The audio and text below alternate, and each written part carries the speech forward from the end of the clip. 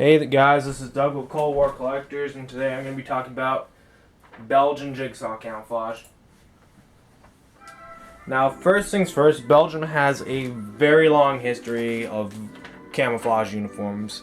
During World War II, they started using British Denison pattern smocks that were in the brushstroke camouflage. Now, the first one they made post-war was the 48 pattern.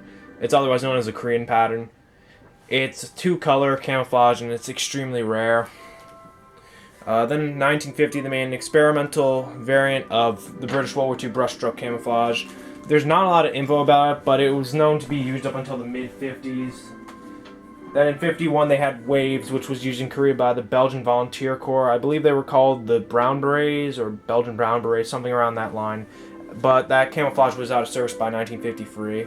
In 52, they had Moon and Ball, which was otherwise known as Pied de Station. Not certain if the French is correct, but somewhat close. Now, it was consistent with most of the time with the colors. However, there were some minor variants of them. In 1954, they started making Liebenmuster. It was rejected by the Belgians, but accepted by the West German Bundeswehr in 1955. And in 54 up until the 1970s, they were making brushstroke. They had several variants, but there was one mainly dominant type. The other ones are less common. And from 1958 to the present, they were making Jigsaw. Now, there's been many different cuts. A lot of the ones prior to 1956 were really rough and irregular, and most of the times they weren't made that well. But 58, like 56 to 58, was when they started making the uniforms a lot better. Now, this one is a 1958 dated one, so this is 2 years before the Belgians were supposed to leave the Congo, and when the whole Congo conflict happened.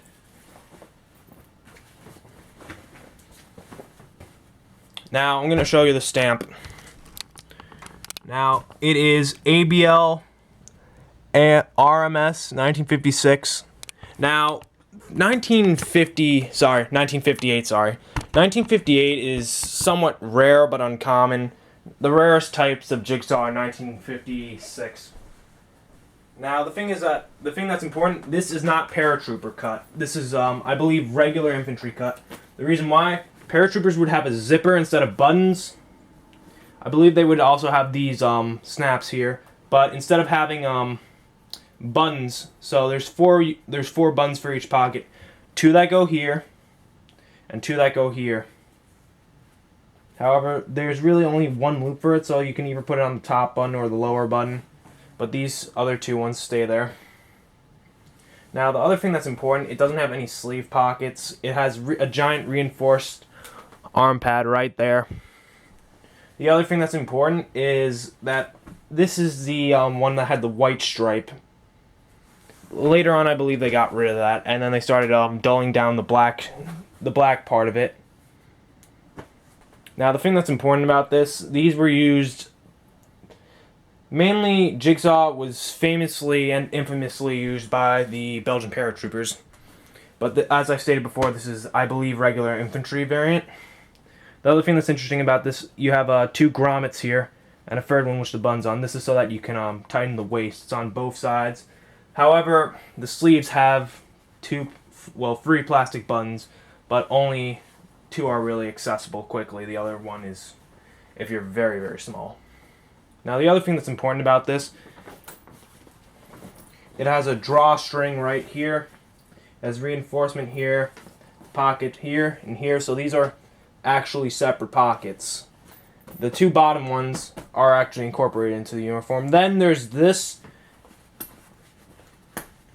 Now, you may be asking, what is this? It's apparently a crotch strap. I don't know why they did this on a uniform, but they did. So, basically, the two buttons would attach to one of the three buttons here, and one of the three buttons here. Now, it also has buttons so that you can get a full collar like this, or you can have it so that the collar is flipped down like that. It also has buttons along the neck and the back of the neck that can be used for a hood, somewhat similar to the Czechoslovak VZ60 hood. However, that's a completely different story. Now, the other thing that's important about this, I got this in pristine condition from a military store. Now, the thing that's interesting about it, though, you may not be able to see it that well. There's stitching here, which is kind of interesting. So it probably saw very limited use. These two buttons are for the garage strap. This is basically, these are for ventilation. That's original. It also has epaulets. Well, where you would put epaulets. These are also the buttons I was talking about for the waist. And the other thing is that this like mainly saw service with the Belgian army. However, the Congo had very small amounts of this left behind. Sometimes they just have fabric left and they start making their own very rough uniforms. However, in Zaire, they started making ones that were completely different color variants. They were in a similar cut to this one, except the pockets were smaller and there were less buttons. There weren't the grommets, and they didn't have the buttons for the hoods. And it was a much more lightweight fabric because it was meant to be exported to other African nations.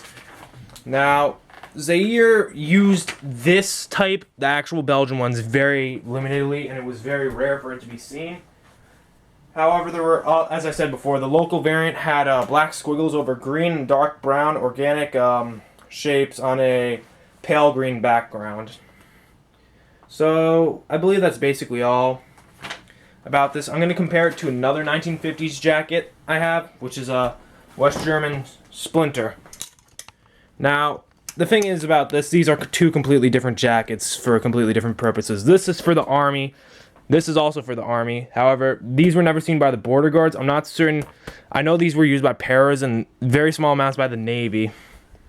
But basically, the cut is somewhat similar, but it's also very different on some parts of it. For example, this one has a zipper. So basically, para uniforms would have had a zipper as well, but this one's infantry. I believe this is also regular infantry, but this one has a zipper. The only problem is the zipper's broken, and it wasn't that very durable. This one also has snaps for the fly. This one has buttons. This one also has snaps for the pockets. Para ones would have snaps. I've seen ones that only have a single snap there, ones that have 2 snaps, or ones that have 3 snaps. But I believe that's basically all. Though the comparison is a bit out of the way and somewhat not that useful. It's kind of comparing two 1950s uniforms. Although this one's in much rougher shape and it's slightly been modified by the original user. This one is in pristine shape. So, I believe that's all.